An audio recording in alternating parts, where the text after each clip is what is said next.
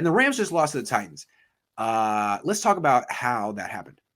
Yeah. How did you see it? How did the Titans beat the Rams so handily? Obviously, there was the immediate 2 interceptions that allowed them to jump out to the early lead. And that gives you pause about whether the 49ers can replicate it. But other than the 2 interceptions, what did you see in that game that the Titans did so well? Get pressure on Stafford. It's all started 5 with that. sacks. It all started with that. And it seemed to be what happened was they were getting pressure up the middle, interior pressure. And that forced Stafford to slide left and right into other pass rushers. And the Niners can do this. Eric Armstead really got a lot of pressure up the middle in the last From game. the inside. He can do it. And then you got Nick Bosa right there on the other side, Samson Ebukam.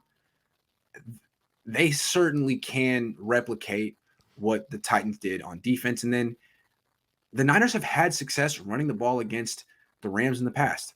You know, this is where Deebo Samuel has, those end arounds and stuff like that. I'm sure the Rams will be prepared for it, but if they can get the pressure that the Titans did and just run the ball, the Niners have beaten the Rams 4 times in a row for a reason. Yeah, the Rams had to get away from the run because it was working well, but those immediate turnovers, getting behind 14-3, really forced them out of that.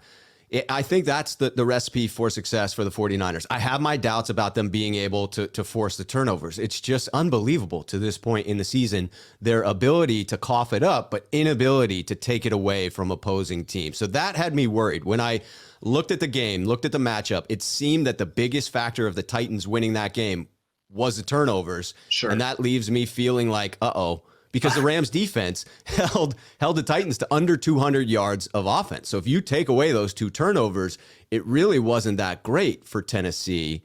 Right. They did cause the chaos with Matt Stafford. It was getting after him. I agree with you that when you have a less than mobile quarterback, pressure up the middle is so hard to deal with. If we can sack him, that is our best Armstead course. needs to play like he did last week. Armstead needs to be an MVP of this defense. You're telling me there's a chance.